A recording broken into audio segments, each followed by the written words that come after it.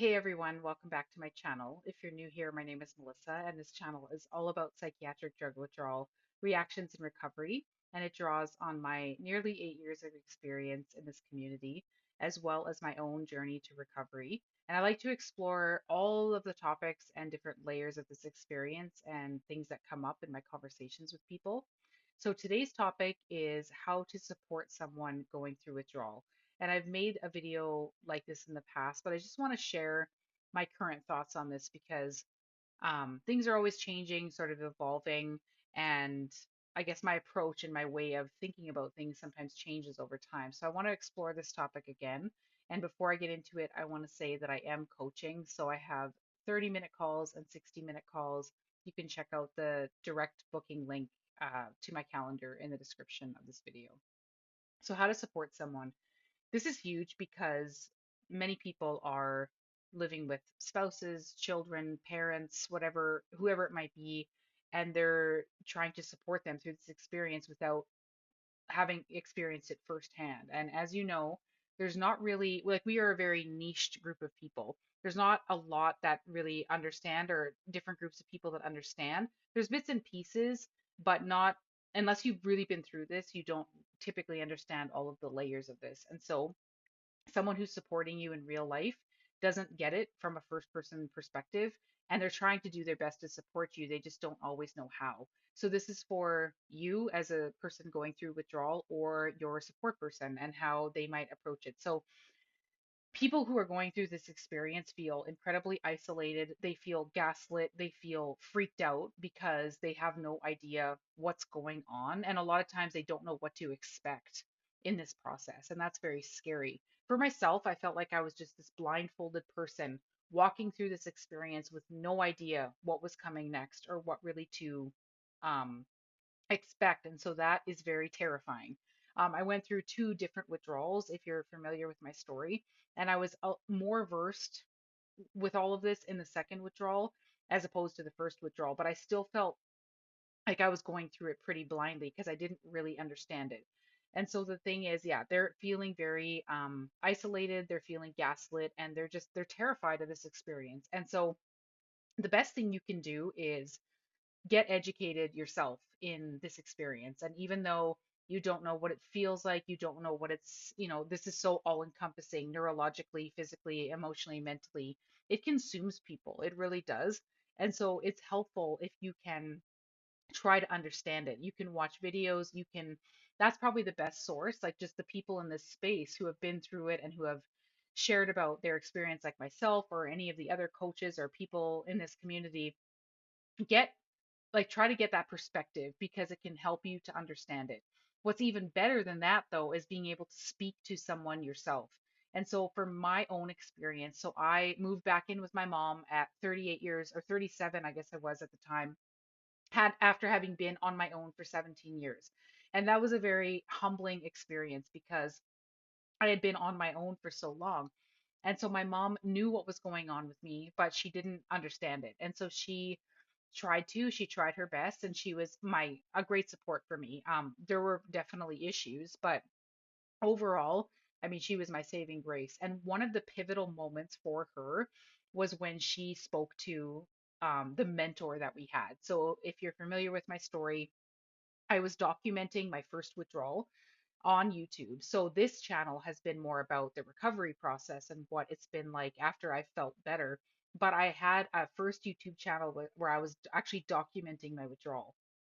And so people that were my subscribers started reaching out to me, and I just built this support system group. And my mom got to know most of the women in the group because we were just always on video chat, like day in and day out.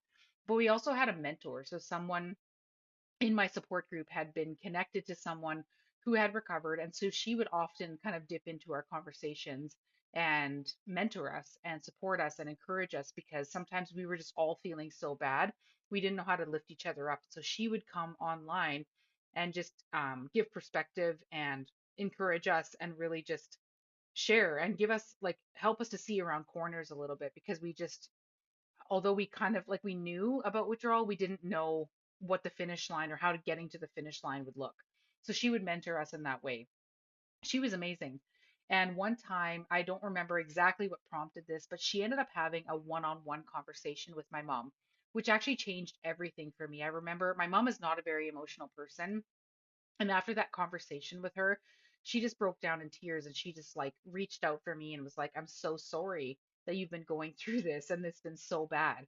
Because I feel like caregivers and your support people, it for some reason or whatever reason, it sometimes is more powerful for them to hear the message from someone else rather than you. Because in my experience, my mom was just like, I'm so tired of hearing about this. I don't know what to say anymore. It's just like the same thing over and over. And so for them to experience it or to hear essentially the same stuff, but from a different perspective, for some reason can really shift things. So that's what really happened to me and my mom. And so that's essentially what I'm sharing with you right now. So the person, again, is feeling those ways, and they also are, they feel debilitated by their symptoms. I mean, this absolutely consumes you, it consumes your thoughts all day long. You have these sensations in your body and these thoughts in your mind and the way your brain is processing or not processing that you've never experienced in your entire life.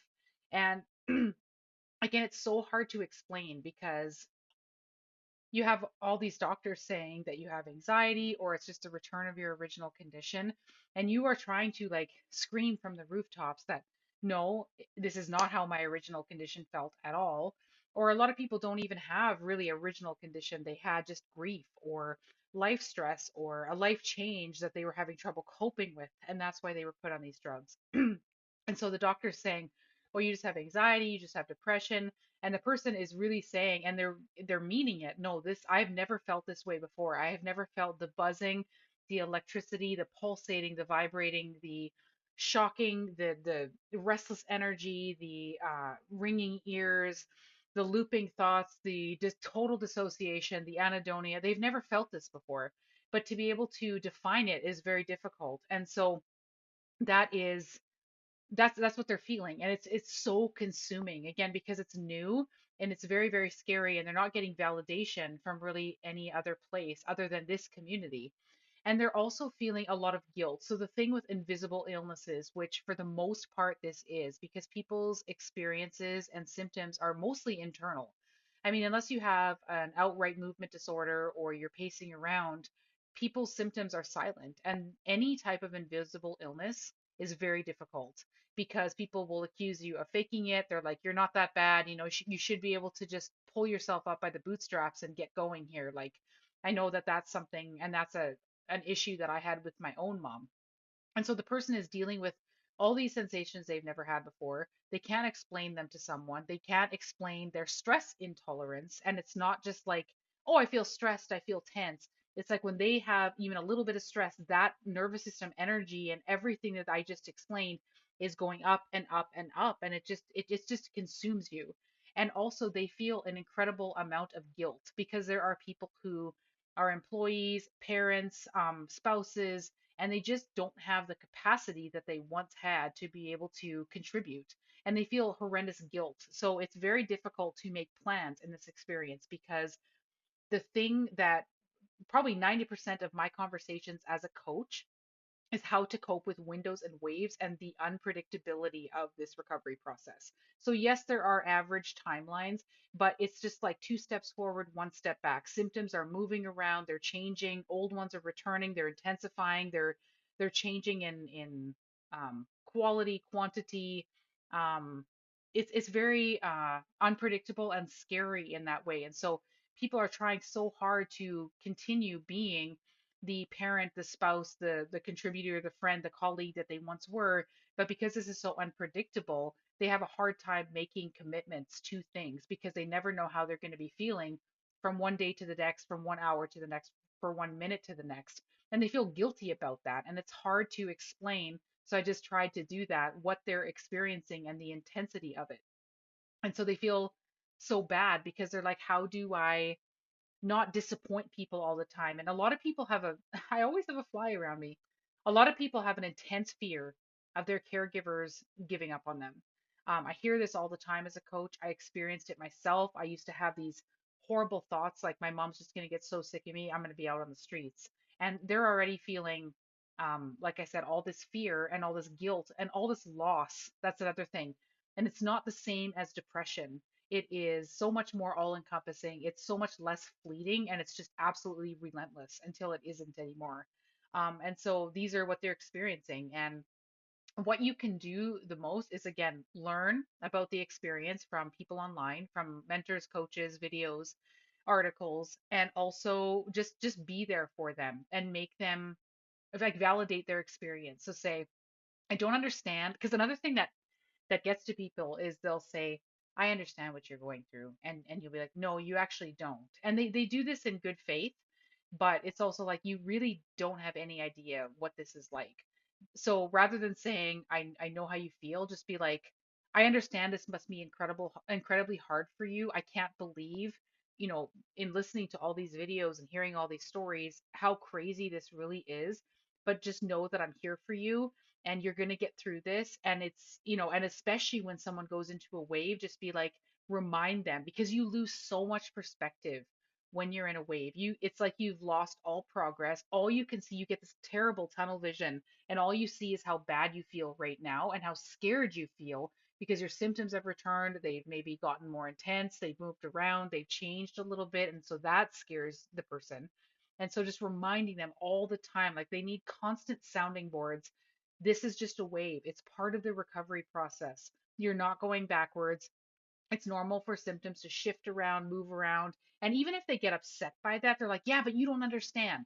I mean, even in this community, when we talk to each other as like healing buddies, I would say this, like when I would talk to my healing buddies, I would be like, I'm so freaking scared. And they're like, it's just a wave. And I'm like, but you don't understand. It's like the worst wave ever. Like, I feel horrible. Like, I'm getting worse. I'm so scared this is going to completely take over.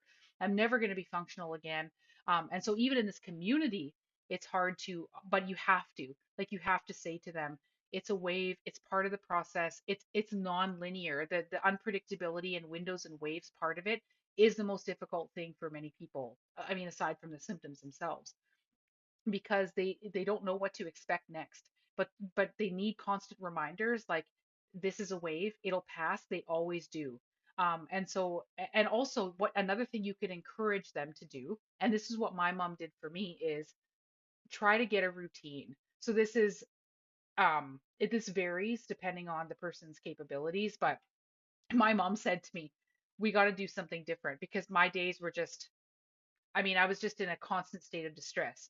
And it was just like, I didn't know if I was coming or going. I didn't know what to do with myself.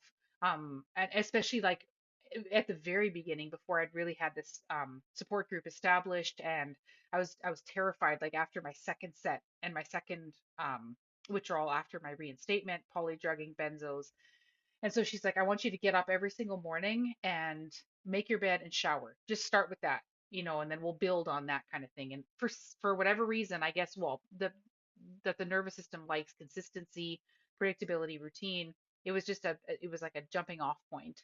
And it was somewhere to start. And so just encourage, like, just try to get a routine, just whether it's at night or in the morning or whatever, just encourage them to do that, I would say. So you're validating, you're learning what you can from other people who have been through this, and you are being a sounding board for the fact that this is nonlinear. It is, and just saying, like, this, I know this must feel really scary, but I know you're going to get through this. You've gotten through it before. It's normal for the symptoms to change. And then encouraging them to get a routine, I think, is also very helpful. And if you can, speaking to a coach yourself. So if your loved one is already getting coaching, or they have some type of mentor or someone who's recovered, getting in on one or more of those conversations, because when you can speak directly to them outside of a video and the research you've already done, that can be very helpful as well. There's been many times where I have talked to just the support person or caregiver themselves, or I've talked to the couple. Like, I've had many conversations with couples, and I think it's very helpful because they just become so united, and I think that's really important. And also, like, I know there's other coaches that do group coaching, and they do caregiver support circles. I know Angie does those. And so if you can be part of those, where you are in a group with other caregivers and you can share your experience, you can encourage each other, you can give each other kind of points, or just like form support. I think, caregivers need support too because it's difficult. I mean, I have never supported someone going through withdrawal. I've just been through it myself, but I was a caregiver, a group home manager for years, and so I understand, taking care of people, it's tough. And I had the most amazing staff when I was the manager and colleagues when I was the caregiver, like working on the floor. And you need those people because you, as much as you love your job, like I had such a passion and loved caregiving, but you also need support. And so you can find that in the support circle, talking to a coach. You need that as well. And so don't try not to forget that. So hopefully this is helpful. I hope I didn't miss anything. If I did, let me know in the comments, but just know that people do get through this. They do recover. It's just a pretty grueling process for people, and a lot of people will say, and myself included, it's probably the most difficult thing that they've ever been through. And they need you now more than ever. And so hopefully again this is helpful. And if I missed anything, let me know, and I'll see you next time. Bye.